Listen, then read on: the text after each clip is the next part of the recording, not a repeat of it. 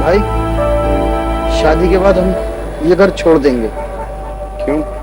यहाँ शोर बहुत है भाई, चारों तरफ फैक्ट्रियां हैं, इतना भारी ट्रैफिक इस मेन रोड से गुजरता है, बहुत शोर होता है, मुझे शोर पसंद नहीं है। बस आज जुमेरात है ना, जुमेरात को यहाँ से गाड़ियाँ ज्यादा गुजरती। चलो अब सो जाओ, सुबह तुम्हें काम पे भी जाना है। भाई मुझे नींद नहीं आ रही। क्यों? बातें करो ना। इतनी ढेर सारी बातें तो कर ली, तुम्हारी शादी की भी बात हो गई, अब क्या तुम्हारे होने वाले बच्चों की बातें करूं? ये तो ठीक है मगर हाँ हाँ मैं समझ गया, यही कहना चाहते हो ना कि रिश्ता तो तय हो गया है, अब शादी भी जल्दी हो जाए तुम्हारी। वो सब सही है मगर मुझसे पूछो तो सही, मैं ऐसा क्यों चाहता हूँ? क्यों चाहते हो ऐसा? मेरी शादी के बाद वादे के मुताबिक तुम अपनी भी शादी करना। हाँ, बहुत अरमान है एक दूसरे की शादी। कौन हो तुम और अंदर कैसे आए?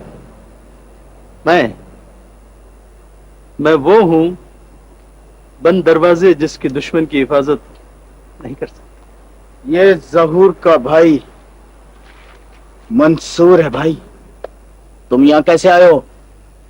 समझाने आया हूं तुझे, दूसरों की खातिर जिंदा रहना अच्छी बात है, लेकिन दूसरों की खातिर मौत को गले लगा लेना अच्छी बात नहीं। क्या अच्छा है क्या बुरा, ये मैं तुमसे बेहतर जानता हूँ। तुम्हारी बेहतरी इसी में कि तुम यहाँ से चले जाओ, वरना बस बस बस सब्र से काम ले। मैं तेरा दोस्त बनकर तुझसे बात कर रहा हूं, और मेरी दोस्ती उस वक्त तक कायम रहेगी जब तक तू मेरे भाई के खिलाफ। तुम्हारे भाई ने? मेरे भाई से तुझे हमदर्दी नहीं ना सही, पर अपने इस नाबीना भाई के बारे में सोच। हाँ? इसकी बीनाई बहाल हो सकती है। हाँ, कैसे बिनाई बहाल हो सकती है? ये तू मुझ पे छोड़ दे, तू सिर्फ अपनी जबान बंद रख, मैं इसे देखने के काबिल बना दूंगा। नहीं चाहिए मुझे तुम्हारी दी हुई आंखें। अपने भाई की जिंदगी बचाने के लिए कुछ करने से पहले उन घरों के जाकर दरवाजे खटखटाओ जिनमें रहने वाले तुम्हारे भाई की तकरीबकारी का निशाना बने। उन माओं के जाकर पैर पकड़ो जिनकी गोदें तुम्हारे भाई ने वीरान कर दी। उन औरतों के आगे जाके हाथ जोड़कर माफी मांगो जिनके सुहाग तुमने उजाड़े। उन यतीम बच्चों के जाके आंसू पोंछो जो आज भी अपने बाप का इंतजार कर रहे हैं। नहीं चाहिए मुझे तुम्हारी आंखें। देख देख, जो हुआ उसे भूल जा।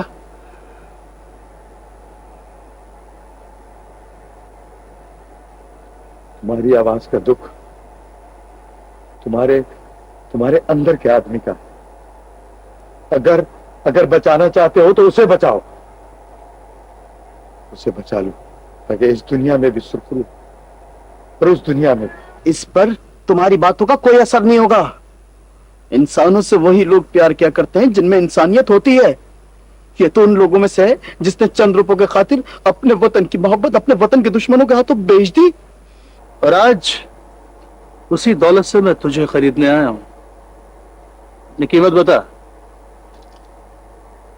तेरे इस भाई की आंखों की रोशनी या फिर तेरी जिंदगी का अंधेरा? जिंदगी जिनके नजदीक वतन पे कुर्बान होने का नाम हो ना, वो मौत से नहीं डरते मौत से। मौत का सिर्फ नाम सुना है तूने, हाँ, मौत को देखा नहीं है। अच्छे अच्छे माई के लाल कांप जाते हैं। हाँ, वतन फरोश एक वतन परस्त को मौत से डराने आया है। भाई तुम हटो भाई, चला गोली। मैं कहता हूँ गोली चलाओ। भाई क्या कह रहे हो तुम? क्या कह रहे हो तुम? भाई भाई भाई भाई, अरे कहाँ हो तुम? कहाँ हो भाई? भाई भाई, अरे कोई है? अरे भाई, भाई, भाई, कोई है? कोई है? मोहल्ले वाले बतला रहे थे कि दोनों भाई एक दूसरे को अपनी जान से ज्यादा प्यार करते थे। इतने बड़े सदमे का कुछ तो असर हुआ होगा उस पर। और दूसरी बात जो मेरे जहन में आती है वो ये है कि उसे धमकी दी गई है और वो अपनी जान बचाने की खातिर कातिल की निशानदेही नहीं कर पा रहा। इसके अलावा कोई वजह हो ही नहीं सकती। हालात जहूर के भाई मंसूर को शामिल तफ्तीश करने का तकाजा कर रहे हैं। मंसूर जैसे होशियार आदमी पर हाथ डालने से पहले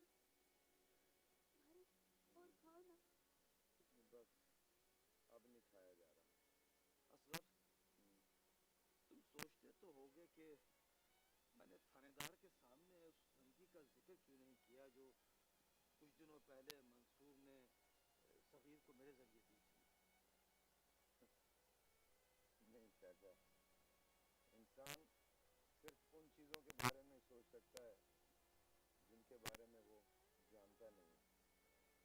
तुम चाचा, तुम एक जवान बच्ची के बाप हो, तुम भला मंसूर की दुश्मनी कैसे मोल ले सकते? मुझे तुमसे कोई कोई शिकायत नहीं है। भाई, तुमने भी थानेदार को कातिल का नाम नहीं बताया। क्या मजबूरी थी?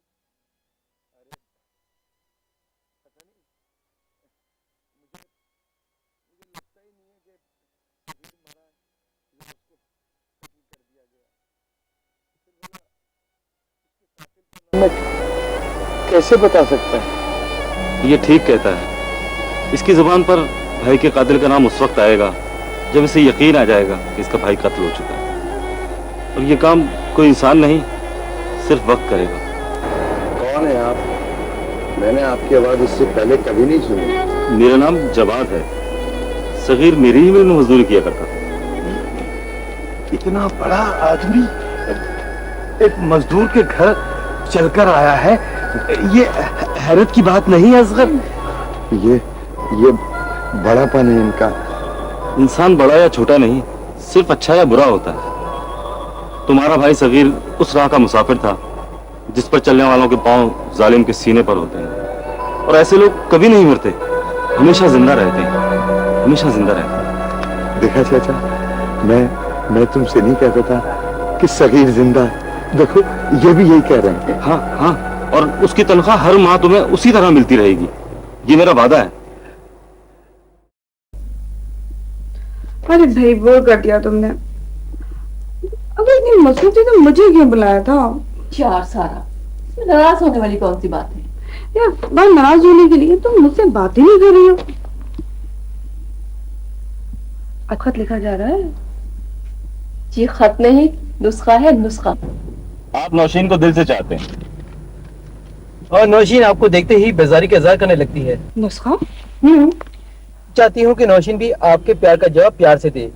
मैं इसे राजी कर लूंगी, मगर पहले आपको मुझे ये यकीन दिलाना होगा आपके प्यार में खोट नहीं।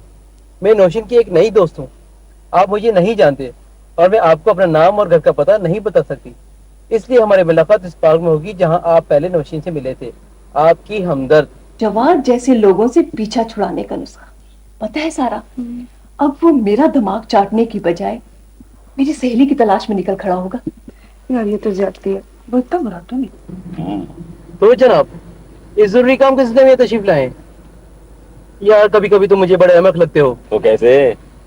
खत में तो सिर्फ पार्क में आने का लिखा है, तारीख और वक्त का तो कोई जिक्र ही नहीं है। यार सारा बात ज्यादती की नहीं, आदत की है।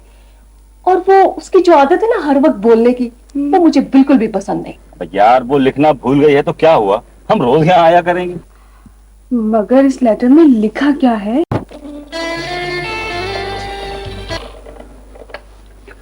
तू जा, हम खुद ले लेंगे। जा तू। जी बेटा। वैसे तो इंसानी जिंदगी में घर का अपना एक मुकाम है, हाँ।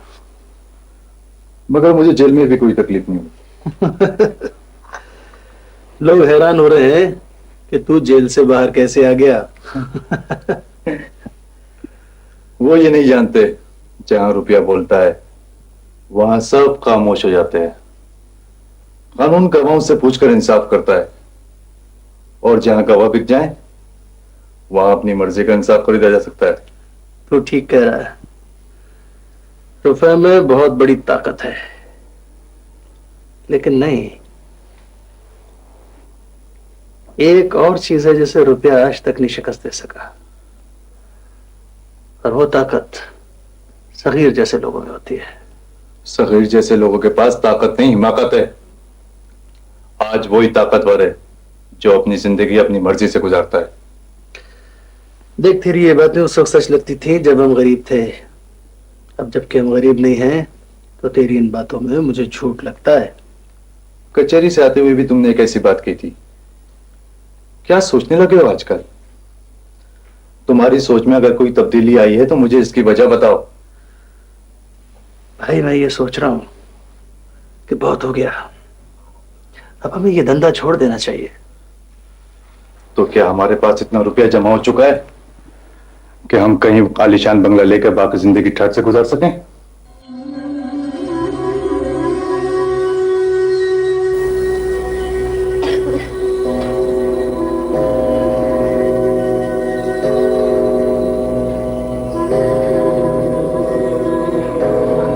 अम्मा, अम्मा, अम्मा, और बेटे आपकी दवाई का वक्त हो गया। मेरा बेटा कितना परेशान था। नहीं अम्मा, ऐसी कोई बात नहीं है।